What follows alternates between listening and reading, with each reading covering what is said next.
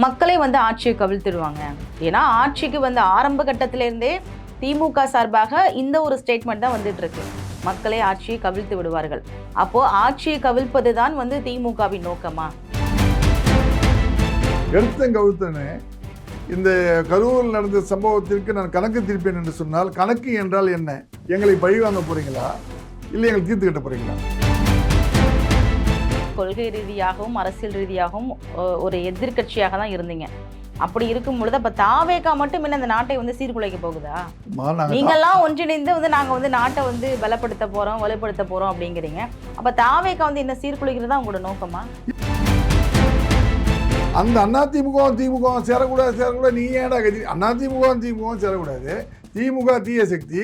திமுக தீய சக்தியிலிருந்து போனவங்களை வச்சு நீ ஆட்சி அமைச்சுக்குவ. ஆனா நாங்க 2 பேரும் ஒன்றா சேரக்கூடாதா? ஒன்று சொல்கிறேன், இன்னொருத்தர் அழிக்க முடியாது. நீ என்ன எதிர்த்தா நான் உன்னை எதிர்ப்பேன். என்கிட்ட பலம் எல்லாம் கூட ஒருத்தரை கூப்பிடுவேன், அவருக்கு பலம் எல்லாம் அவருக்கு ஒருத்தர் மேலே தோல்வி போடுவார். அப்படிதான் போவோம் இது. இப்போ கூட ஒரு சட்டசபையில் ஒரு நிகழ்வு நடக்குதுன்னா அது என்னெல்லாம் ட்ரோல் பண்ண முடியுமோ உடனே ஐடி விங் போட்டுட்டு இருக்காங்க. அப்போ அவங்க ரீல்ஸ் ஆட்சி பண்ணலையா? ரீல்ஸ் பண்ணலையா அவங்க? இல்லை, நாங்கள் ரீல்ஸ் பண்ணதில் ஒரு நியாயம் இருந்தது. இப்போ உங்கள் இந்த ரீல்ஸில் நியாயம் இல்லை. அது என்னங்க, நீங்கள் பண்ணால் நியாயம், தாவேக்கா பண்ணால் அநியாயம்.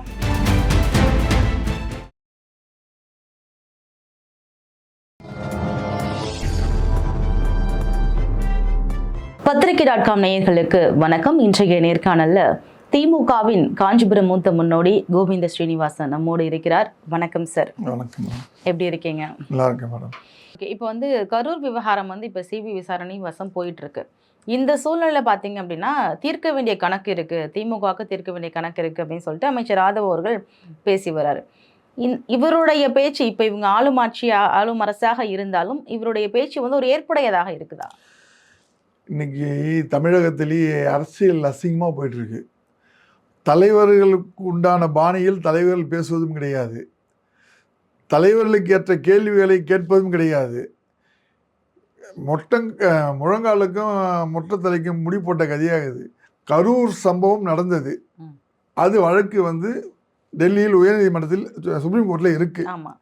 வழக்கு இருக்கும்போது ஒரு ஒரு அமைச்சர் படித்தவர் ஒரு மூத்த அமைச்சராக இருக்கப்போ அந்த கட்சியில் எல்லாமே நீங்கள் தான் மிஸ்டர் முதல்வர் அடுத்த கேடரில் நீங்கள் நிற்கிறீங்க. அப்படி இருக்கச்ச வார்த்தைகள் அளந்து பேசணும். எடுத்தேன் கவிழ்த்தனே. இந்த கரூரில் நடந்த சம்பவத்திற்கு நான் கணக்கு தீர்ப்பேன் என்று சொன்னால், கணக்கு என்றால் என்ன? எங்களை பழி வாங்க போகிறீங்களா, இல்லை எங்களை தீர்த்து கட்ட போகிறீங்களா? அதில் வேற சொல்கிறேன், அங்கே காவல்துறை செய்த குற்றங்களுக்கு காவல்துறையை வைத்துக்கொண்டு குற்றம் செய்தோம் என்று அவர் கூறுகிறார். அப்பொழுது காவல்துறையும் நீ குற்றம் சாட்டுகிறாய். அதுவே ஃபஸ்ட்டு காவல்துறை மேல் தான் அவங்க வந்து இப்போ அவர் சொல்கிறத பார்த்தா காவல்துறை தான் வந்து குற்றவாளிகள் ஃபஸ்ட் எஃப்ஐஆரில். இது எப்படி? இது இந்த ஜனநாயக நாட்டில் எப்படி நாங்கள் இதை ஏற்றுக்கிறது? இதையும் ஏற்றுன்னு கேட்டுன்னு உட்காந்து தான் இருக்கோம். ஏன்னா மக்களுக்காக யாரும் இப்போ கேள்வி கேட்க முடியாது. திசை திருப்பி கூட இருக்கிறார் ஆதவர்ஜுனா, மரியாதைக்குரிய ஒரு அமைச்சர். என்ன வார்த்தை பேசணும்னு தெரியாமல் பேசுகிறார். அவருடைய அவ்வளோ வேகமாக அவர் பேச வேண்டிய அவசியமே இல்லை. கணக்கு தீர்க்கப்படும் என்று ஒரு அமைச்சர் வாயில் வரலாமா? ஒரு பத்திரிகையாளர் கேள்வி கேட்குறாரு, நீங்கள் கேட்ட கேள்விக்கு ஒரு பதில் சொல்லணும். அதுதான் முறை. உன்னை பார்த்துக்கிறேன் அப்படின்னா நினைப்பீங்க நீங்கள்? அந்த மாதிரி தாங்க இது. இப்போ ஆதவர்ஜுனா அவர்கள் வந்துட்டு ஒரு ஆளும் கட்சியாக இருக்கும் பொழுது இப்படிலாம் பேசுகிறாரு அப்படிங்கிற குற்றச்சாட்டு உங்கள் சைட்லேருந்து வருது. ஆனால் இப்போ எதிர்க்கட்சி தலைவர் உதயநிதி ஸ்டாலின் பேசும்போது என்ன சொல்கிறாரு அப்படின்னா, மக்களே வந்து ஆட்சியை கவிழ்த்துடுவாங்க. ஏன்னா ஆட்சிக்கு வந்து ஆரம்ப கட்டத்திலேருந்தே திமுக சார்பாக இந்த ஒரு ஸ்டேட்மெண்ட் தான் வந்துட்டு இருக்கு. மக்களே ஆட்சியை கவிழ்த்து விடுவார்கள். அப்போ ஆட்சியை கவிழ்ப்பது தான் வந்து திமுகவின் நோக்கமா? நம்ம வெற்றி பெறல, புதுசா வந்த ஒருத்தர் வந்து வெற்றி பெற்றிருக்காரு, ஒரு கட்சி புதுசா வந்துட்டு அப்படிங்கிற ஒரு நோக்கம், அப்படிங்கிற ஒரு காழ்ப்புணர்ச்சியின் காரணமாக இந்த மாதிரி பேச்சுக்கெல்லாம் வந்துட்டு இருக்கா? இல்லை, எங்களுக்கு வந்து ஆட்சியை கவிழ்க்க வேண்டும் என்ற நோக்கம் எப்பொழுதுமே கிடையாது. நாங்கள் ஆட்சியை கவிழ்த்து ஆட்சியை பிடிக்க வேண்டும் என்று சொன்னால், போன முறையே நாங்கள் 98 எம்எல்ஏ ஜெயிச்சோம். அப்போவே பிடிச்சிருக்கலாம். எடப்பாடியார் ஈஸியாக நீங்கள் சொன்ன மாதிரி நாங்கள் பண்ணிவிட்டு நாங்கள் ஏடிஎம்கே சுவாகா பண்ணி டிஎம்கே ஈஸியாக வந்துடலாம். எங்கள் தலைவர் ஒரே வார்த்தை சொல்லிட்டார், எனக்கு கொல்லைப்புறம் வழியாக ஆட்சி நடத்த தெரியாது, மக்களை சந்தித்து வெற்றி பெற்று ஆட்சியை நடத்துவேன்னாரு. மக்கள் வாக்களித்தார்கள், வெற்றி பெற்றோம், 5 வருஷம் முடிச்சிட்டோம். இன்றைக்கி இந்த வார்த்தையை அவர் சொல்ல காரணம், இந்த 60 நாளில் இந்த தமிழகம் நடந்து கொள்ளும் விதத்தை பார்க்கும் பொழுது சட்டம் ஒழுங்கு, பாலியல், இந்த குட்கா, போதை, இவை அனைத்துமே தலைவிரித்து ஆடிக்கொண்டிருக்கிறது. ஒரு நிலையான நிலைப்பாட்டினை இந்த அரசு எடுக்கவில்லை. அதனால் தானாவே மக்களே வந்து இல்ல அதற்கு நடவடிக்கைகள் எடுத்துக்கிட்டு தானே இருக்காங்க இல்ல தாவேக்கா, எடுக்காம இல்ல. அதுக்காக அவர் சொல்றாரு. இப்ப இந்த விவகாரம் அதே மாதிரி இந்த ஆட்சியில தான் இவ்ளோ இருக்குன்னு சொல்ல முடியாது. அதற்கு முன்னாடி இருந்த திமுக அரசு ஆட்சியிலையும் வந்துட்டு இது எல்லாமே நடந்துகிட்டு தான் இருந்துச்சு. இந்த மாதிரி உடனே வந்து கவர்மெண்ட் வந்த உடனே இதுவும் கண்டுக்காம சீர்கேடானது இந்த ஒரு கவர்மெண்ட் தான். நான் என்னுடைய வயசுல இது வரைக்கும் எந்த ஒரு ஆட்சியும் நாங்க பார்க்கல. தாவேக அரசு வந்து இப்ப நடக்கிற சட்டம் ஒழுங்கு சீர்கேடு பிரச்சனை கண்டுக்கல அப்படின்னு சொல்றீங்க இல்லையா? எந்த இடத்துல கண்டுக்கலன்னு சொல்றீங்க? ஏன்னா ஒவ்வொரு இது நடக்கும் பொழுதும் அதுக்கான சட்ட விசாரணைகள் நடக்கப்பட்டு நடவடிக்கைகள் எடுக்கப்பட்டு தான் வந்துட்டு இருக்கு. எல்லாம் லேட்டு. திருடம் வந்து 6ஆம் மாசம் நாய் கொலைக்குது. அதனால தான் எங்கள் தலைவர் சொன்னார், மக்களே கலைப்பார்கள், மக்களே ஆட்சி வரும். மக்கள் தானே ஆட்சி கொடுத்தாங்க, மக்களே கலைப்பாருன்னு ஒரு வார்த்தை சொன்னார். சின்ன தப்பு இல்லை, அது பொறுத்து பார்ப்போம். அவர் சொன்னதுனால உடனே அரசை கலைக்க போறதில்லை. அதனால யதார்த்தமா சொல்லியிருக்காரு. முடிவு அப்படிங்கிறது வந்து நம்மளோட கையில இல்ல. மக்கள் நம்ம எல்லாருமே சேர்ந்து மக்களாகிய நம்ம என்ன முடிவு எடுக்கிறோமோ அதுதான். ஏன்னா அதனோட ஒரு எடுத்துக்காட்டா தான் இப்ப நடந்த எலெக்ஷனோட ரிசல்ட்டுமே கூட. அப்படி இருக்கும் பொழுது நம்ம வந்துட்டு இதுதான் நடக்கணும், இது நடக்க போகும் அப்படிங்கிற தீர்மானிக்கிறதுக்கு வந்து யாருக்குமே எந்த ஒரு அதிகாரமே கிடையாது. யோகத்தின் அடிப்படையில் இப்போ கூட பிஜேபி மத்திய சர்க்கார் ஆண்டு கொண்டு இருக்கிறது. அடுத்து நம்ம வந்து வேற சர்க்கார் வரணும், 3வது ஒரு அணி அமைக்க நம்ம யூகிக்கு இல்லையா? இப்போ 3வது அணி ஒன்று உருவாக்கணும் ஒரு அசம்ஷன் வருது இல்லை?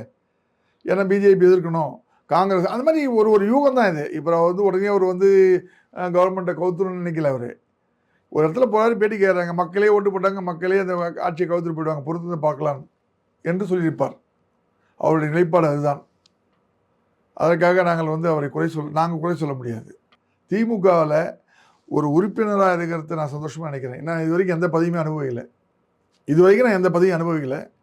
இனி நான் அனுபவிப்பேனான்னு எனக்கு தெரியாது. பதவி கொடுத்தாலும் அந்த பதவிக்கு ஏற்ற செயல்பாடுகள் இருக்கும். ஆனால் இப்படி எப்படி தாண்டலாம் என்று நினைப்பவருடைய நிலைமைகள் எல்லாம் ஒரு காலகட்டத்தில் கேள்விக்குறியாகிடும். தாவேக்கா கூப்பிடுவா, அவங்களெல்லாம் கூப்பிட்டாங்கன்னு நம்ம சொல்லலை. இதில் இருக்கிறவங்களாம் தாவேக்காவுக்கு போகிறதுனால தாவேக்கா வலிமை பெறும் என்றும் நான் நினைக்கவில்லை. டிஎம்கேவை யாராலையும் அசைக்க முடியாது. அதே மாதிரி டிஎம்கே மேலே எந்த வழக்கு போட்டு என்னையே நாளைக்கு தூக்கி உள்ளே போட்டாங்களோ எனக்கு அவள், ஏன்னா நான்லாம் ஜெயிலை பார்க்காத ஆளே கிடையாது. தமிழ்நாட்டில் இருக்கிற ஜெயிலை மொத்தம் நான் பார்த்தவன். சுமார் ஒரு 16 முறை நான் அரெஸ்டாக இருக்கேன். 20 நாள், 25 நாள், 30 நாள் இப்படி தான் என்னை போடுவாங்க. அதனால் இங்கெல்லாம் கவலையே கிடையாது. அதனால் எதிர்கொள்ள முடியாமல் இவர்கள் போனார்களா, அவர்களை ஏற்று இவர்கள் போனார்களா என்பது அவருடைய மனசுக்கு தான் வெளிச்சம். ஆனால் தந்தை பெரியாரால் உருவாக்கப்பட்ட, கலைஞரால் ஏற்றுக்கொள்ளப்பட்டு வளர்ந்த இந்த இயக்கம் திராவிட மாடல் என்ற ஒரு 5 ஆண்டு கால ஆட்சியை அவர் நடத்தினார். புனிதம். நான் அடிக்கடி இந்த பேட்டியில் சொல்லியிருக்கிறேன். இந்த 5 ஆண்டு காலம் எங்கள் தலைவர் திரு தளபதி ஸ்டாலின் அவர்கள் செய்த செயலை எந்த அரசியல் செய்ய முடியாது என்று நான் திட்டவட்டமாக கூறியுள்ளேன். இதற்கு முன்னாடி பேட்டியிலோட அப்பேற்பட்ட அரசியல் அவர் செய்து முடித்துள்ளார் தமிழகத்தில் மக்களுக்கு. ஆனால் அந்த மக்கள் எங்களை வஞ்சித்து விட்டனர். கவலை இல்லை, மாற்றம் வேண்டும் என்று எதிர்பார்த்தார்கள். மாற்றத்தை நாங்கள் ஏற்றுக்கொண்டோம், மனமாற ஏற்றுக்கொண்டோம். மீண்டும் மக்கள் வாய்ப்பளிக்கும் வரை நாங்கள் மக்களை சந்திப்போமே தவிர குறுக்கு வழியில் ஈடுபட மாட்டோம். எங்கள் தலைவரின் ஆணைப்படி சிறை செல்லவும் தயார், எதிர்க்கும் தயார், போராட்டத்துக்கும் தயார். இல்ல மக்களோட இந்த மாற்றத்தை எதிர்கொள்ள முடியாத நீங்க என்ன பண்ணிருக்கீங்க? அதிமுகவும் திமுகவும் ஒன்றாக்குவதற்கான ஒரு முயற்சியில ஈடுபட்டதாகவும் செய்திகள் வருதே. நான் இதுக்கு வந்து ஒரு பெரிய விளக்கம் தரணுங்க.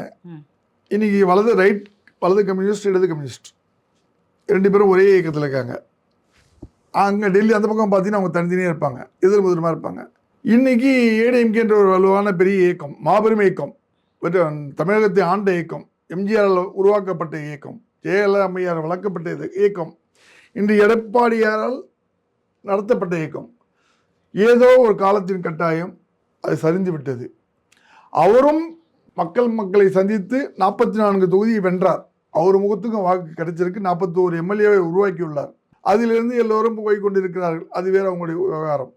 ஆனால் டிஎம்கேவும் ஏடிஎம்கேவும் சேரக்கூடாது என்று சொல்வதற்கு யாருக்கு தகுதி இருக்கிறது இங்கு தமிழகத்தில்? இல்ல, தகுதியை தாண்டி இத்தனை ஆண்டுகால அரசியலே அப்படித்தானே இருந்துச்சு.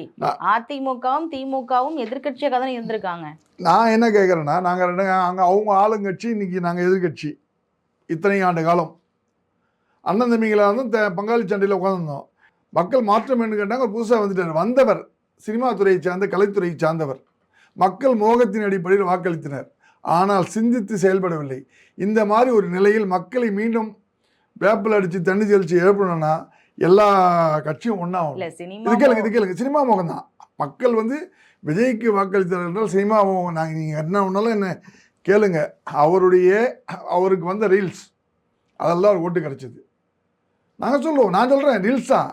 இப்போ நடந்து கொண்டு இருப்பது எல்லாமே ரீல்ஸ் தான்.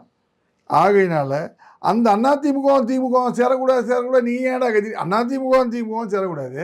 திமுக தீய சக்தி. திமுக தீய சக்தியிலிருந்து போனவங்களை வச்சு நீ ஆட்சி அமைச்சுக்குவ. ஆனால் நாங்கள் 2 பேரும் ஒன்றா சேரக்கூடாதா? தாவேக தரப்பு எந்த எதிர்ப்பும் கொடுக்கலையே. இப்ப நீ யார் பேச? நீங்க தான் சேர்றதை யோசிச்சுட்டு செங்கோட்டையன் கேட்கிறார், அதிமுக வந்து திமுகவோடு சேர்ந்து விடக்கூடாது என்பதற்காக நான் அவர்களை எல்லாம் அழைத்து கொண்டிருக்கிறேன் என்று. நீ நான் பாரி வரல எல்லாரையும் வாவான்னு கூப்பிட்றதுக்கு. நீ ஒரு மூத்த தலைவர். கட்சி ஒரு அதிமுகவிலிருந்து உருவானதுனால தான் நீ ஆள் தெரியும். ஆனால் நீ வந்து அவங்கள வந்து வாவான்னு நினைக்கிறியா? கது திறந்து வச்சு சொர்க்க வாசல் வான்னு கூப்பிட்றீங்களா? அப்படி இல்லை. நிலைப்பாடுகள் மாறும். கொள்கை ரீதியான கூட்டணிகள் வரும். கோட்பாடு வேற, கொள்கை வேற. இப்போ அதிமுகவும் திமுகவும் ஒரே போராட்டத்தில் நிற்பாங்க. அதாவது மத்தியிலிருந்து யாரும் நம்மள வரக்கூடாது. இப்போ இவர் வந்துட்டார் புதுசாக ஒன்று. சரி, எங்களுக்குள்ள வலிமை குறைந்து உள்ளது. மத்தியிலிருந்து வரக்கூடாதுன்னு அப்புறம் ஏன் பாஜகவை சேர்த்துக்கிட்டாங்க? யாரு? அதிமுக. அதனால அவங்களுடைய விளைவுகளை சந்திச்சாங்க. இப்போ மத்தியில் அவங்களை சேர்த்தனால தான், பிஜேபி சேர்த்தனால தான் அவங்களுக்கு இந்த நிலைப்பாடு. இன்றைக்கி அவங்க யோசிக்கலாம், நாளைக்கு இப்படி கூட வரலாம். ஏன் நாங்கள் எங்கள் தலைவரோட ஏடிஎம்கே வரலாம், பாமக வரலாம், கிருஷ்ணசாமி வரலாம், ஜான் பாண்டியன் வரலாம், இவர் பூவை மூர்த்தி வரலாம், வேல்முருகன் வரலாம், எல்லாம் ஒன்றா கூட ஒரு அணியில் சேரலாம், சேர்ந்து எதிர்க்கலாம். சீமானவரோட வரலாம். நாட்டை பாதுகாக்கணும் ஒரு அரண் தேவை. அந்த அரண் எதிர்கட்சிக்கு தேவை. அந்த எதிர்கட்சியினுடைய அரணையை வலிமைப்படுத்துவது எதிர்கட்சியினுடைய தலைவர். இல்லை, நீங்களாம் வந்து கொள்கை ரீதியாகவும் அரசியல் ரீதியாகவும் ஒரு எதிர்கட்சியாக தான் இருந்தீங்க. அப்படி இருக்கும் பொழுது அப்ப தாவேகா மட்டும் என்ன அந்த நாட்டை வந்து சீர்குலைக்க போகுதா? நீங்கெல்லாம் ஒன்றிணைந்து வந்து நாங்க வந்து நாட்டை வந்து பலப்படுத்த போறோம், வலுப்படுத்த போறோம் அப்படிங்கிறீங்க. அப்ப தாவேகா வந்து என்ன சீர்குலைக்கிறதா உங்களோட நோக்கமா? இல்ல, தாவேகா நாங்க சீர்குலைக்கிற நோக்கம் இல்லைங்க. இப்போ அவங்க வந்து எங்களை சீர்குலைக்கணும்னு நினைக்கும் போது என்ன, எல்லா கட்சியும் எதிர்கட்சி அழிக்கணும்னு நீங்க வந்து ஒரு கணக்கு போடும்போது நாங்கள் எல்லாம் ஒன்று சேர்றது என்ன தப்பு? அப்ப தாவேகாவை அழிப்பதுதான் உங்களுடைய நோக்கம். தாவேகாவை அழிப்பதுதான் உங்களோட நோக்கம். தாவேகாவை அழிக்கணும்னு நாங்கள் எப்பவுமே நினைக்க மாட்டோம். உங்களை எதிர்க்கிறோம். ஒன்று சொல்கிறேன், இன்னொருத்தர் அழிக்க முடியாது. நீ என்னை எதிர்த்தா நான் உன்னை எதிர்ப்பேன். என்கிட்ட பலம் எல்லாம் கூட ஒருத்தரை கூப்பிடுவேன். அவருக்கு பலம் எல்லாம் அவருக்கு ஒருத்தர் மேலே தோல்வி போடுவார். அப்படி தான் போவோம். இது ஒரு காலத்தில் 17 கட்சி கூட்டணி சேர்ந்து 7 கட்சி கூட்டணி சேர்ந்து டெல்லி ஜெயிச்சாங்க. அந்த மாதிரி ஏன் என்ன காரணம் 7 கட்சி கூட்டணி தேவை? காங்கிரஸ் ஆனது. அந்த மாதிரி ஒரு தக்க காலகட்டத்துக்கு ஏற்ற மாதிரி அரசியல் மாறும். அதனால் டிஎம்கே வந்து ஏடிஎம்கே சேரக்கூடாது. யார் அது சொல்கிறாங்கன்னு எங்களுக்கு தெரியல. அப்போ திமுக நீங்கள் ரெடியாக இருக்கீங்க? திமுக கூட சேர்றதுக்கு ரெடியாக இருக்கீங்க? இது எங்களுடைய தலைமைக்கு தெரியும். கேட்ட கேள்விக்காக நான் சொன்னேன், ஒரு உதாரணத்துக்காக தான் சொன்னேன். ஏன்னா நான் வந்து மிக்க பொறுப்போடு பேசணும். அப்போ நாளைக்கு என்ன கேட்பாங்க, நீ எப்படி அதை சொல்லணும்னு என்ன கேட்கலாம். ஒரு நிலைப்பாட்டுக்காக ஏன் சேரக்கூடாது, சேர்ந்தால் என்ன அப்படின்னு ஒரு கருத்து. எங்களுக்கு பாமக ஒன்றும் பெரிய நாங்கள் குடிமை புடிச்சு சண்டை போட்டோம். எல்லாம் ஒன்றா இருந்து எதிர்க்கிறோம். நீ சொல்கிறல்ல உங்கள்கிட்ட கவர்மெண்ட் இருக்குது, எல்லாம் இருக்குது, உங்கள்கிட்ட எல்லா பக்கப்பாலும் உங்கள் ரீல்ஸுக்கு எல்லாம் பண்ணிக்கிற. உங்களை எதிர்க்கணும், எங்களை எதிர்க்க சக்தி இல்லை, மக்கள் தெரியல, மக்கள்கிட்ட புரிதல் இல்லை, உண்மையை கொண்டு போகணும் மக்கள் மத்தியில். அப்போ தாவேகா வந்து எங்களை எதிர்க்கும்போது தாவேகாவோட நிலைப்பாடுகளை மக்கள் மத்தியில் கொண்டு செல்ல வேண்டும் என்று சொன்னால் வேகமான அரசியல் செயல்பாடுகள் தேவை. மக்கள் மத்தியில் கொண்டு போய் மக்களை மாற்றும்படி சக்தி வந்து உருவாக்க வேண்டும். அப்ப ரீல்ஸ் போட போறீங்க? நாங்கள் ரீல்ஸ் போட மாட்டோம். நாங்கள் மேடை போட்டு பேசுவோம். எங்களுக்கு ரீல்ஸ் ஆட்சியே கிடையாது. நாங்கள் மேடை போட்டு பேசுவோம். பேசுகின்ற கருத்தை ரீல்ஸாக போடுவோம். ஏனென்றால் ரீல்ஸ் என்றை உருவாக்கியதே நீங்கள் தானே. தமிழக அரசு இன்றைய அரசானே ரீல்ஸை உருவாக்கியது. நாங்கள் யார் ரீல்ஸ் எங்களுக்கு தெரியாது. இன்னும் இதுவரைக்கும் எங்களுக்கு செல்ல ஆன் பண்ணோட தெரியாது. இப்போ வரதெல்லாம் பார்த்து நமக்கு வெக்கமாகுது. அப்போ ரீல்ஸ் ஆட்சினா ரீல்ஸாக ஓடிங்கிது. இப்போ தாவேகா வந்து ரீல்ஸ் ஆட்சி செஞ்சது, ரீல்ஸில் தான் வந்து உள்ளே வந்துச்சு அப்படின்னு நீங்கள் சொல்கிறீங்க இல்லையா? அப்போது திமுக ரீல்ஸே போடலையா? ஏன்னா திமுகவுக்கு தான் வந்து ஏகப்பட்ட ஐடி விங். இப்போ அவங்க ரீல்ஸ் போடலையா? இல்லை, நாங்கள் எங்களுடைய இதில் நாங்கள் வந்து ஐடி விங் வச்சு நாங்கள் நடைமுறைப்படுத்தி தான் ஜெயித்தோம். அந்த ஐடி விங் வேறு. இப்போ கூட ஒரு சட்டசபையில் ஒரு நிகழ்வு நடக்குதுன்னா அது என்னெல்லாம் ட்ரோல் பண்ண முடியுமோ உடனே ஐடி விங் போட்டுட்டு இருக்காங்க. அப்போ அவங்க ரீல்ஸ் ஆட்சி பண்ணலையா? ரீல்ஸ் பண்ணலையா அவங்க? இல்லை, நாங்கள் ரீல்ஸ் பண்ணதில் ஒரு நியாயம் இருந்தது. இப்போ உங்கள் இந்த ரீல்ஸில் நியாயம் இல்லை. அது என்னங்க, நீங்கள் பண்ணால் நியாயம், தாவேகா பண்ணால் அநியாயம்? இல்லை, நாங்கள் பண்ணால் நியாயம் இல்லை. அதில் ஒரு நியாயம் இருந்தது, ஒரு கமிட்மெண்ட். இதில் ஒன்றுமே இல்லையே, எல்லாம் 0 ஒன்றும் இல்லை. இப்போ ரீசெண்டாக நடந்த சட்டசபையில் நடந்த விஷயத்தெல்லாம் பாருங்கள். ஐடி விங்கில் அத்தனை ட்ரோல். அது நியாயமாக இருக்கான்னு பாருங்க. இல்லை, அந்த தனிப்பட்ட விஷயங்கள்லாம் எடுத்து ட்ரோல் பண்ணி போடுறாங்க. இல்லை, தனிப்பட்ட விவரங்களை எடுத்து போடுறது தப்பு. ஒரு தனிப்பட்ட தாக்குதல் யார் மேலேயும் வைக்கக்கூடாது. அதை நான் வருந்துகிறேன். ஆனால் உண்மைகளை உண்மையாக மக்களுக்கு தெரிவிக்க வேண்டும். அது எந்த இயக்கமாக இருந்தாலும் அதை நான் வரவேற்கிறேன். இப்போது மக்கள் வந்து திமுகவும் அதிமுகவும் சேர்ந்தா என்ன தப்பு, அதில் என்ன பிரச்சனை அப்படின்னு நீங்கள் கேட்குறீங்க, உதாரணத்துக்கு கேட்குறீங்க. ஆனால் இப்போ திமுக தலைமை என்ன சொல்லுது, திமுக தரப்பு என்ன சொல்லுதுன்னா, நாங்கள் கண்டிப்பாக தனியாக தான் இருப்போம், அந்த ஒரு கூட்டணியோ இல்லை அந்த ஒன்று கூடலோ எங்களுக்குள்ளே இருக்காது அப்படின்னு அவங்களும் ஸ்ட்ராங்காக சொல்கிறாங்க. இல்லை, அவர் ராசா தான் சொல்லியிருக்காரு, இனிமேல் வந்து நாங்கள் திமுக தனித்தே நிற்கும், தனித்தே போட்டியிடும் சொல்லியிருக்காரு. மரியாதைக்குரிய துணை பொதுச்செயலர் ராஜா சொல்லியிருக்காரு. அதை நாங்கள் வரவேற்கிறோம். தனித்து நிற்க வேண்டும் என்ற நிலைப்பாட்டினை நாங்கள் வரவேற்கிறோம்.